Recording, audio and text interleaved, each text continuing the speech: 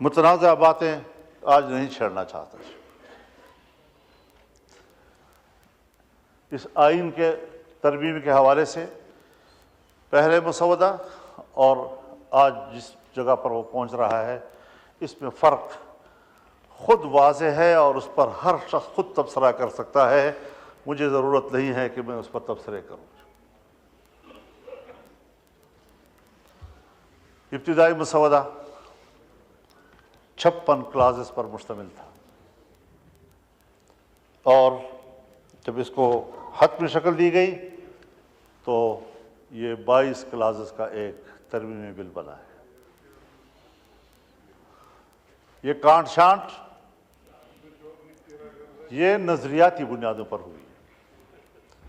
ایسی چیزیں اس میں موجود تھیں کہ جس میں ہم جمہوری لوگ، پارلیمانی لوگ جمہوریت کو مستحکم کرنے کے دعوے کے ساتھ جمہوریت کا قتل کر رہے تھے۔ معافی چاہتا ہوں، میں آپ کے ساتھ برابر کا شریک ہوں۔ خطائیں اگر ہماری ہیں وہ ایسی نہیں ہیں کہ ہم ایک دوسرے کو الزام دیتے رہیں، اور قوم کے بیچ میں، صوبوں کے بیچ میں، طبقوں کے بیچ میں، قومیتوں کے بیچ میں اگر کوئی کمٹمنٹ ہے تو وہ اس آئین کی بنیاد پر ہے۔ اس کی اساس پر ہم پاکستانی ہیں، اس کے اساس پر ہم پاکستان کے ساتھ ایک عہد و پیمان رکھتے ہیں۔ اس تصور کو سامنے رکھتے ہوئے آئین کی اہمیت کو ہمیں سمجھنا ہوگا۔ آئین ایک مستحکم دستاویز ہوتی ہے، اور جو دستاویز جتنی مستحکم ہو اتنا ہی اس کے اندر ترمیم و تغیر کرنا بھی ذرا مشکل ہوتا ہے۔ ہم سادہ اکثریت سے قانون پاس کر لیتے ہیں، لیکن آئین میں تبدیلی ہمیں 2/3 اکثریت سے کرنی ہوتی ہے۔ اگر ہم عذر شریعت دیکھ لیں، کتاب اللہ پوری امت کا سب سے زیادہ مستحکم دستاویز ہے۔ کسی کا مجال ہے کہ اس کے اندر ایک لفظ کا آگے پیچھے کر لے، زبر زیر کی تبدیلی کر دے؟ کسی پیغمبر تک کو بھی اجازت نہیں۔ جتنا وہ مستحکم دستاویز ہے اتنی ہی اس کے اندر استحکام پایا جائے گا، اس میں تغیر اور تبدل نہیں ہوگا۔ ہم انسانی قوانین، انسانی ضابطوں کی بنیاد پر بھی اسی اصول کو لیتے ہیں کہ اگر ہمارے سامنے کوئی مستحکم دستاویز ہے تو اس میں تغیر و تبدل ذرا مشکل کام ہوتا ہے، اور اگر عام قانون ہے تو اس میں تبدیلی جو ہے اس کے لیے نسبتاً آسان ہوتی ہے۔ ہم ذرا آئین کی بھی تاریخ دیکھ لیں، اور ہم ذرا آئینی ترامیم کی بھی تاریخ لے لیتے ہیں۔ میں ان متنازع ترامیم کی بات نہیں کرتا جو کسی نے یا اپنی اکثریت کی بنیاد پر کرا دیے یا کسی ڈکٹیٹر نے کرا دیے۔ میں ان مثالوں کو مد نظر رکھوں گا جو ہمارے لیے آئیڈیل ہو سکتے ہیں، اور جس کو ہم اپنے لیے ایک رہنما اصول کے طور پر اپنا سکتے ہیں۔ جیسے کہ میرے عزیز گرامی بلاول بھٹو صاحب نے اس کا ذکر بھی کیا، اور میں بھی بڑے فراخ دلی کے ساتھ آج کی اس آئینی ترمیم کو آخری شکل دینے میں ان کی بھرپور کاوشوں کو خراج تحسین پیش کرتا ہوں۔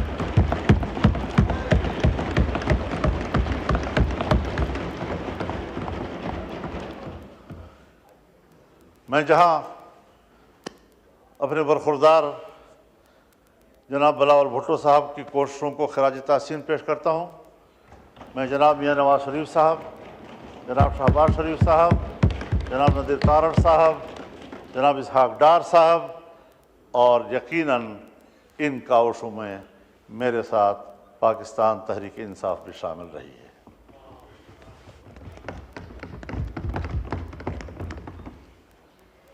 میں نے خود اس میں جو کردار ادا کیا، جو اللہ نے مجھے توفیق دی، میں نے اپنی بھرپور کوشش سے ایک متفقہ آئینی ترمیم بنانے میں محنت کی اور کوشش کی، اور اللہ کے فضل و کرم سے اللہ نے مجھے اس میں کامیاب کیا ہے۔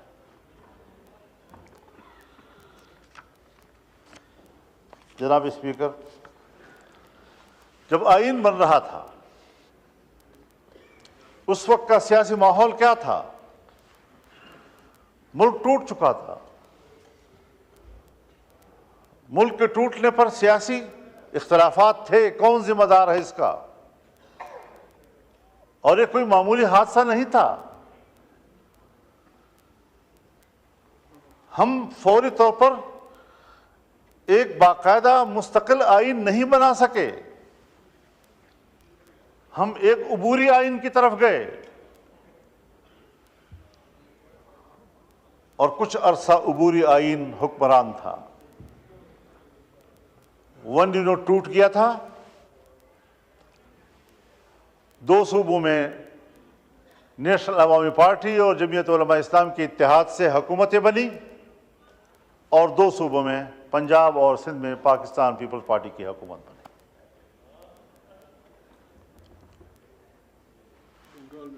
ایسے وقت میں جبکہ بلوچستان اسمبلی کو توڑ دیا گیا، اور جس پر احتجاج کرتے ہوئے میرے والد صاحب جو اس وقت صوبہ سرحد کے ونی نوٹ کے بعد پہلے وزیر اعلیٰ تھے، انہوں نے احتجاجاً استعفیٰ دے دیا، اور 9 مہینے سے زیادہ ان حکومتوں کی عمر نہیں رہی۔ اب ظاہر ہے کہ یہی چیزیں سیاسی ماحول میں شدت پیدا کرتی ہیں، اور اس شدت کے ماحول میں یہ تمام قیادت بیٹھی، جس میں خان عبدالولی خان موجود تھے، جس میں میرے والد مولانا مفتی محمود موجود تھے، جس میں پروفیسر غفور احمد موجود تھے، جس میں مولانا شاہ احمد نورانی موجود تھے، جس میں چودھری ظہور الہی موجود تھے، جس میں محمود علی قصوری موجود تھے، جس میں غوث بخش بدنجو موجود تھے۔ ان تمام اکابرین نے جناب ذوالفقار علی بھٹو اور ان کی جماعت کے ساتھ بیٹھ کر سن 73 کے آئین پر دستخط کیے، ایک متفقہ آئین اس قوم کو عطا کیا۔ بکھرے ہوئے سیاسی ماحول میں انہوں نے جس ذمہ داری اور بالغ نظری کا مظاہرہ کیا، وہ ہمارے لیے آج ایک مثال ہے، مشعل راہ ہے، اور ہمارا فرض ہے کہ ہم ان کو ایک اچھے مثال کے طور پر پیش کر کے اس کی پیروی کریں۔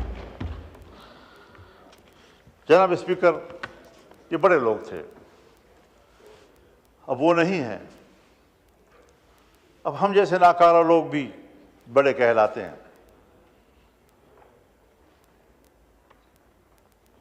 مجھ سے عمر میں بھی بڑے ہیں، مجھ سے تجربے میں بھی بڑے ہیں۔ خواجہ صاحب پھر بھی مجھے وہ بزرگ کہتے ہیں۔ ابھی میں جوان ہوں، بزرگ نہیں ہوں۔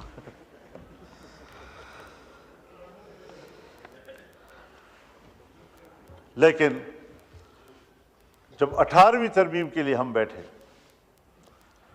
تو جناب اسپیکر، یہ بات ریکارڈ پر ہم 9 مہینے سے زیادہ عرصہ بیٹھے ہیں۔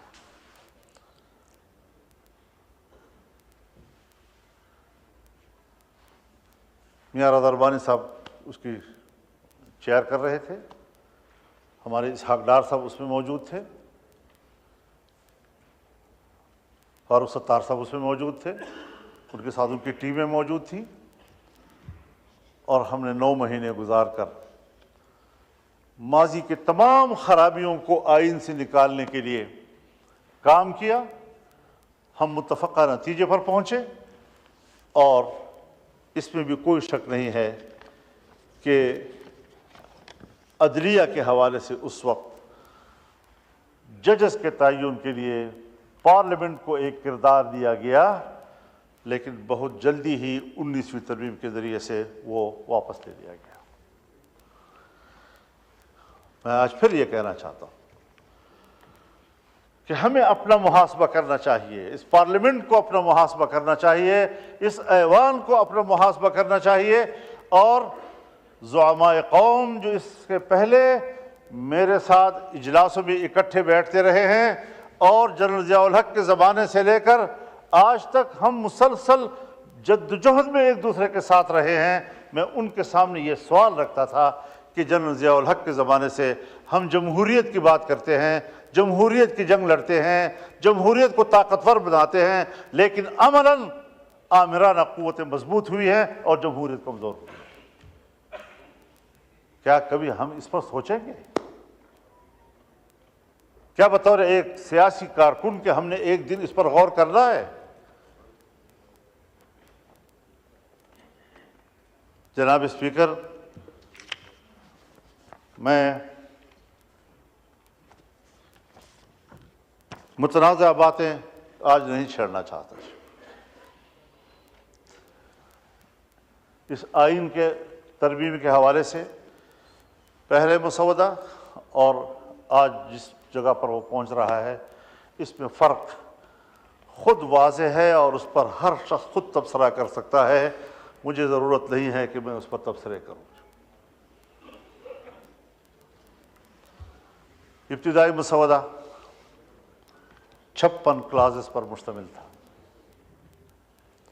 اور جب اس کو حتمی شکل دی گئی تو یہ 22 کلازز کا ایک ترمیمی بل بنا ہے۔ یہ کانٹ شانٹ یہ نظریاتی بنیادوں پر ہوئی۔ ایسی چیزیں اس میں موجود تھیں کہ جس میں ہم جمہوری لوگ، پارلیمانی لوگ جمہوریت کو مستحکم کرنے کے دعوے کے ساتھ جمہوریت کا قتل کر رہے تھے۔ معافی چاہتا ہوں، میں آپ کے ساتھ برابر کا شریک ہوں۔ خطائیں اگر ہماری ہیں وہ ایسی نہیں ہیں کہ ہم ایک دوسرے کو الزام دیتے رہیں۔